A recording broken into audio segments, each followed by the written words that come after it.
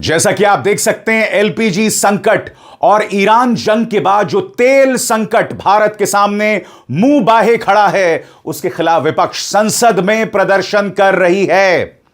और बात वहां नहीं रुकी दोस्तों, कांग्रेस जो है वो सड़कों पर उतर गई है। जैसे कि आप देख सकते हैं, यह जयपुर का नजारा है और यहां पर बाकायदा सिलेंडर की यात्रा निकाली जा रही है।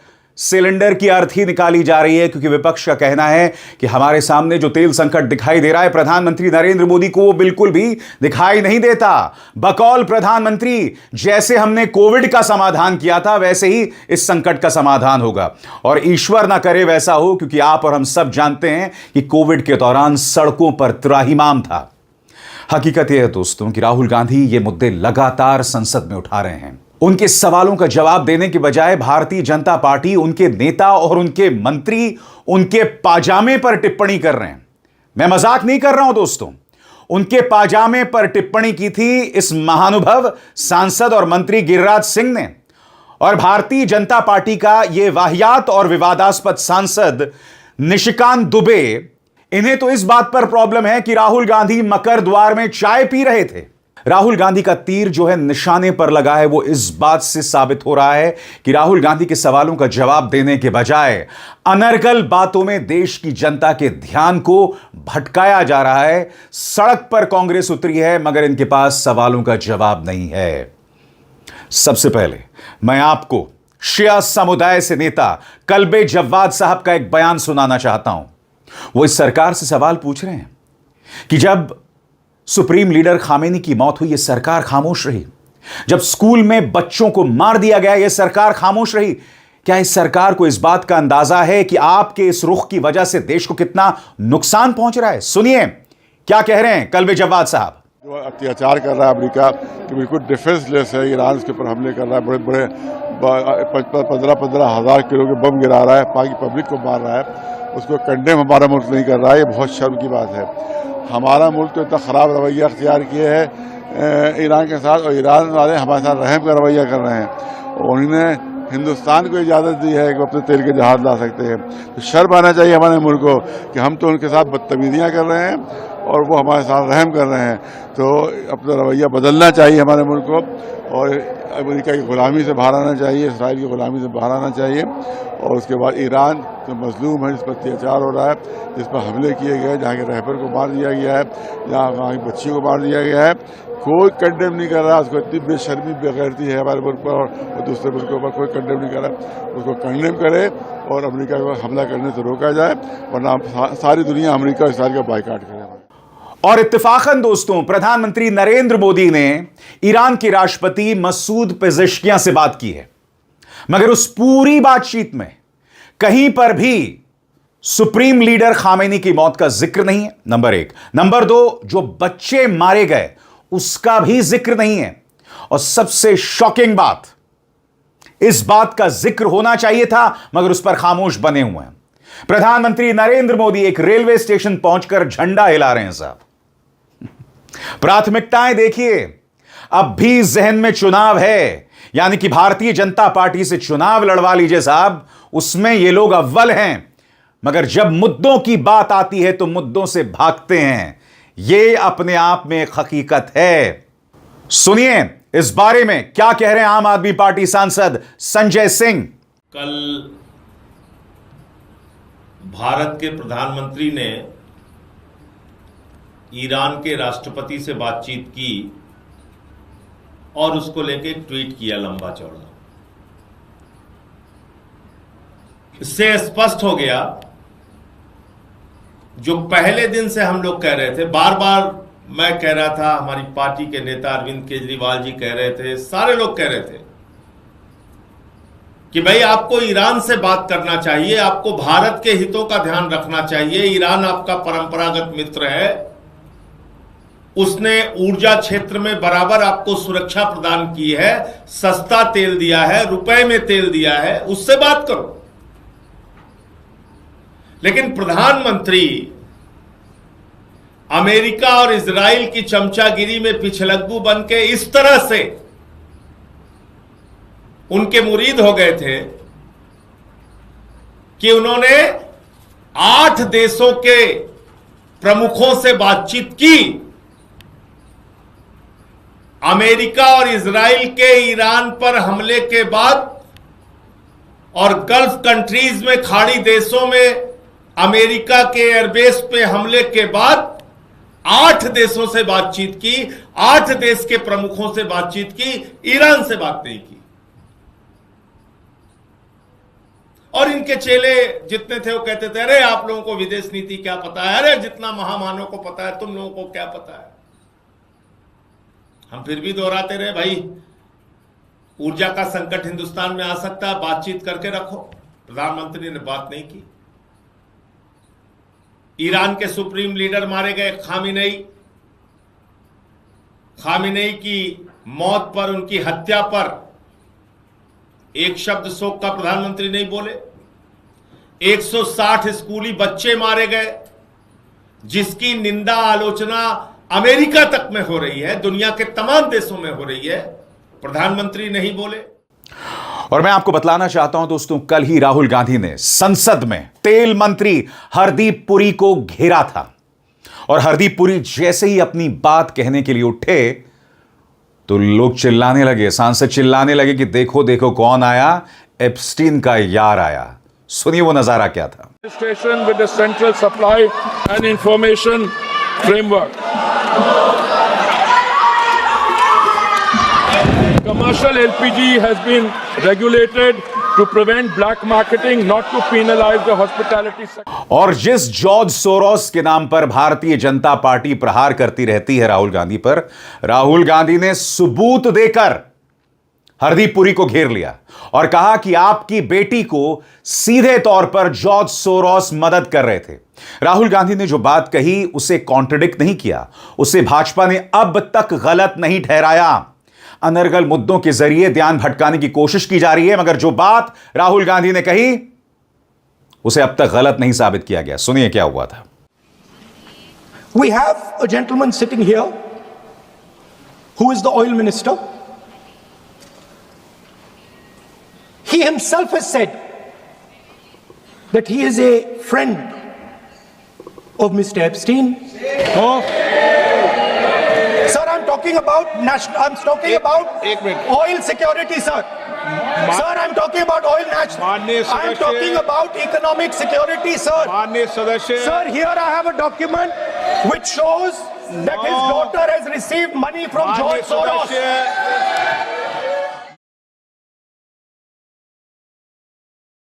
To allow India to respond to the global headwinds, such as the recent crisis, unanticipated supply chain disruptions, unexpected shocks to subsectors in Indian economy, and any other event that may have significant fiscal implications.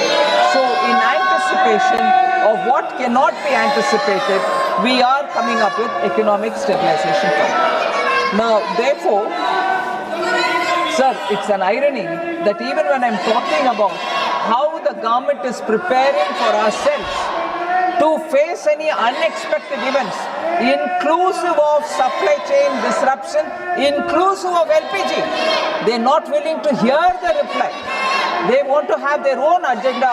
चलाओ, सड़क पर, सीढ़ियों पर बैठकर चाय पियो, मगर LPG के ऊपर चक्कर चलाओ। ये है हमारी ऑपोजिशन। स्वतंत्र और आजाद पत्रकारिता का समर्थन कीजिए, सच में मेरा साथी बनिए। बहुत आसान है दोस्तों, इस ज्वाइन बटन को दबाइए और आपके सामने आएंगे ये 3 विकल्प, इनमें से एक चुनिए और सच के इस सफर में मेरा साथी बनिए। और मैं आपको बताना चाहता हूं भाजपा क्या कर रही है। सुनिए भारतीय जनता पार्टी के सांसद को, नाम है डिग्री दुबे, निशिकांत दुबे, क्या कह रहे हैं सज्जन। इन्हें प्रॉब्लम इस बात पर है कि राहुल गांधी मकर द्वार के बाहर चाय पी रहे हैं, मगर मुद्दों का जवाब नहीं देंगे ये लोग। सुनिए क्या हो रहा था। ये सर देखिए इसको, ये एलपीजी के लिए, आम लोगों के लिए, गरीबों के लिए जिस तरह की समस्या है उसके लिए भी ये पिकनिक मना रहे हैं सर। चार अपने दोस्तों के साथ मिलकर ये चाय पी रहे हैं, कॉफी पी रहे हैं, हंसी मजाक कर रहे हैं, बिस्किट खा रहे हैं, टोस्ट खा रहे हैं। क्या स्पीकर का आदेश यही है, ऐसे रूल्स एंड प्रोसीजर में चलेगा। मैं ये कह रहा हूँ एलपीजी की दिक्कत है, उसके लिए भारत सरकार चिंतित है, उस पर आप मुद्दा उठाना चाहते हैं, लेकिन आप सोरोस का एजेंडा लागू करना चाहते हैं। और इन्हीं के पद चिन्हों पर गिरिराज सिंह है। वो गिरिराज सिंह, याद कीजिएगा, इन्होंने कहा था कि राहुल गांधी छोटा पजामा क्यों पहनते हैं। इनको एलपीजी संकट की चिंता नहीं है, देश की अर्थव्यवस्था जिस तूफान से गुजर सकती है उसकी चिंता नहीं है, राहुल गांधी के पजामे की चिंता है। और अब वो कह रहे हैं कि राहुल गांधी संसदीय मर्यादाओं का मजाक बना रहे हैं। सुनिए क्या कहा गिरिराज सिंह ने। कि दुर्भाग्य है इस देश का, जो भ्रम फैलाना और देश के विदेश नीति पर प्रश्न खड़ा करना उनकी फितरत हो गई है। उनको लगता है हर महीने विदेश जाना ही विदेश नीति का ज्ञान रखने वाला हो सकता है।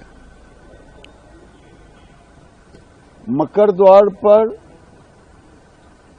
टूरिस्ट की तरह आके चाय कॉफी पीना और देश को गाली देना, इसी तरह से राहुल गांधी जब ये आया था कोविड, पूरे देश में भ्रम फैलाने का काम किया। कभी कहा बच्चों को क्यों नहीं दे रहे हो, कभी कुछ कहा, कभी कुछ कहा, केवल भ्रम फैलाया। और इनका काम रह गया है भ्रम फैलाना, अर्बन नक्सल की तरह करना। गंभीरता नाम की कोई चीज ही नहीं रह गई है। एलओपी क्या होता है अभी भी ये समझ रहे हैं कि मैं युवराज हूं। बहरहाल कांग्रेस इस मुद्दे पर उग्र है। मैं आपको लगातार दिखा रहा हूं दोस्तों, यहां पर देख सकते हैं एलपीजी गैस सिलेंडरों की राष्ट्रव्यापी कमी की खबरों को लेकर कांग्रेस विरोध प्रदर्शन कर रहा है। और सड़क पर जैसा कि आप देख सकते हैं चूल्हे में यहां पर चाय बनाई जा रही है। यह वीडियो देखिए।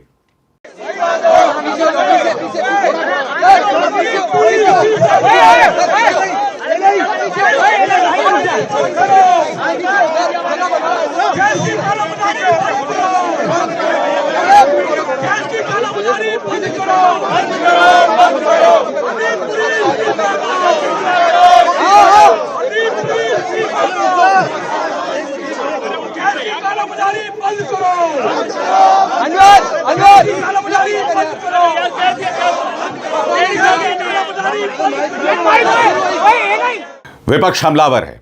समाजवादी पार्टी की सांसद इकरा हसन ने कहा है कि अगर सरकार ने ध्यान दिया होता तो यहां पर संकट नहीं आता। बकौल इकरा हसन, अगर सरकार ध्यान रख रही होती तो वाणिज्यिक क्षेत्र पर इस तरह का प्रभाव नहीं पड़ता। सुनिए इकरा क्या कह रही हैं। अगर ध्यान रख रही होती तो जो कमर्शियल जितने भी आउटलेट्स हैं उन पर इस तरह का प्रभाव नहीं पड़ता। कई स्टेट्स में इतनी हालत खराब हो गई है कि बिल्कुल सिलेंडर नहीं मिल रहे। और सरकार जरूर कह रही है, कल भी मिनिस्टर आए थे, उन्होंने कहा कि कोई घबराने की बात नहीं है। लेकिन हमारा कहना यह है कि जिस तरीके से सरकार ने इस पूरे मामले को संभाला है, पता नहीं किस दबाव में फॉरेन पॉलिसी इस तरीके से हमारी चल रही है। नहीं तो हमारे ईरान से बहुत अच्छे संबंध थे और जिस तरीके से चाइना और रशिया को कोई दिक्कत नहीं हो रही है, हमारा भी उसी तरीके से रुक रह सकता था। लेकिन वॉर से, अटैक से, ईरान पे जो अटैक हुआ है, किसी भी एक इंडिपेंडेंट नेशन की सॉवरेनिटी पे अटैक इस तरीके से होना, इंडिया को उसके खिलाफ खड़ा होना चाहिए था। क्योंकि आज ये उनके साथ है, कल को किसी के भी साथ हो सकता है। और लेकिन हमने क्या किया, हम उससे 2 दिन पहले ही इजराइल हमारे प्राइम मिनिस्टर घूम के आए हैं। तो सिर्फ क्योंकि हिंदू मुस्लिम देश में है, इन्होंने जो बीज बो रखे हैं देश में हिंदू मुस्लिम के, वही अपनी फॉरेन पॉलिसी में भी दिखाना चाह रहे हैं। लेकिन उसका जो नकारात्मक असर है वो आज हमें देखने को मिल रहा है। आज हमारे देश पे जो संकट मंडरा रहा है वो सिर्फ और सिर्फ सरकार की फेल्ड फॉरेन पॉलिसी की वजह से है। आरजेडी के सांसद मनोज झा ने सीधे प्रधानमंत्री नरेंद्र मोदी पर प्रहार किया है और कहा है कि मेरी प्रधानमंत्री नरेंद्र मोदी से ज्यादा उम्मीदें नहीं है। सुनिए क्या कह रहे हैं मनोज झा। प्रधानमंत्री जी से मेरी अपेक्षाएं इन दिनों न्यूनतम सूचकांक पे। कोविड का दौर हमने देखा है, किस तरह की एडवाइजरी आती थी कि हेल्थ इमरजेंसी ही नहीं है, ऑक्सीजन की कोई कमी नहीं है, हाहाकार मचाना। आज भी मैं कहूंगा प्रधानमंत्री जी थोड़ा वेश बदलिए। Denial is not a good instrument. सबको साथ लीजिए और स्वीकार करिए कि दिक्कत है, परेशानी है, और हमारी चुप्पी ने, जब ईरान पे एक तरफा हमला हुआ तो हमारी चुप्पी ने भी इस प्रॉब्लम को मैग्नीफाई किया। और जहां तक भाजपा की बात है, भाजपा के तेवरों से साफ है, ऑल इज वेल। माननीय रिंकिया के पापा, I am sorry, I mean to say माननीय सांसद मनोज तिवारी कह रहे हैं कि कोई कमी नहीं है, राहुल गांधी देश की जनता को बरगला रहे हैं। सुना जाए। देश में गैस की, पेट्रोल डीजल की कोई की कमी नहीं है, पर्याप्त भंडार है। हमारे पेट्रोलियम मंत्री बता रहे हैं, देश के प्रधानमंत्री जी बता रहे हैं, सभी 4 सेक्रेटरी बता रहे हैं, हम लोग खुद। मैंने जो वीडियो बनाया वो 6 मिलियन के ऊपर चला गया है और लोग उसमें एप्रिसिएट कर रहे हैं, सबको जानकारी मिल रही है। लेकिन कुछ लोग ये बताए कि कई गैस एजेंसी होल्डर्स ने जानबूझ करके इस समय आपदा में अवसर ढूंढने की कोशिश की है, ऐसे लोगों को जेल भी हो रही है। मैं एक बार पुनः मीडिया के थ्रू देश के लोगों को बताना चाहता हूं, मेरे भाई बहन, चाहे दिल्ली के भाई बहन हो, उत्तर प्रदेश, बिहार, झारखंड, महाराष्ट्र या पूरे देश में कहीं के, आप बिल्कुल धैर्य रखिए। गैस, डीजल, पेट्रोल, ईंधन सब कुछ की पर्याप्त भंडार भारत के पास है। जो कालाबाजारी करता हुआ दिखेगा उसकी खैर नहीं है, आप आसपास शिकायत करिए। अभी जब मैं आपसे बात कर रहा हूं तो समाजवादी पार्टी के लीडर्स के घर में 200 सिलेंडर पकड़े गए एक लोगों के, कांग्रेस के लोगों के घर में सिलेंडर। क्यों ऐसा काम कर रहे हो आप लोग? दुनिया में युद्ध हो रहा है, भारत उस युद्ध से अलग है, भारत न्यूट्रल है। लेकिन भारत के पर्याप्त भंडार होने के बाद भी आप अपना राजनीतिक उल्लू सीधा करने के लिए जो कालाबाजारी करा रहे हैं लोग, हम उस पर कड़ी कार्रवाई करें। हकीकत यह दोस्तों, इसी तरह की बातें याद कीजिएगा कोरोना वायरस के दौरान की गई थी। याद कीजिएगा उस वक्त जब यह संकट शुरू हुआ था, तब भारत सरकार की तरफ से क्या बयान आया था कि यह हेल्थ इमरजेंसी नहीं है, यह स्वास्थ्य से जुड़ी कोई आपातकालीन समस्या नहीं है। फिर उसके बाद आपको पता है क्या हुआ था? लाखों लोग मारे गए थे, ऑक्सीजन नहीं मिल रहा था, सरकार की जो बदइंतजामी है वो हर तरफ दिखाई दी। जी हां, याद कीजिएगा लॉकडाउन कर दिया गया था बगैर किसी तैयारी के। जो गरीब मजदूर थे वो पैदल चलकर गए थे दिल्ली, गुड़गांव से बिहार तक। यह हालत थी उनकी। यानी कि सरकार साफ तौर पर बगैर तैयारी के कोरोना संकट में उतर गई थी। और आज प्रधानमंत्री उसी संकट का हवाला दे रहे हैं कि जिस तरह से हमने कोरोना संकट का समाधान ढूंढ लिया था, उसी तरह से अब हम इसी संकट का समाधान ढूंढ लेंगे। और जैसे मैंने कहा, अगर यह सरकार की तैयारी है तो ईश्वर माफ करे, ऐसी तैयारी हमें नहीं चाहिए। बहरहाल मैं यही उम्मीद करता हूं कि आने वाले दिनों में सरकार इस मुद्दे को गंभीरता से लेगी, और मुझे पूरा विश्वास है लेगी भी, क्योंकि सवाल जनता के मुद्दों का है। और जब विपक्ष सवाल उठाए तो उन सवालों का भी जवाब दिया जाएगा। अभिसार शर्मा को दीजिए इजाजत। नमस्कार।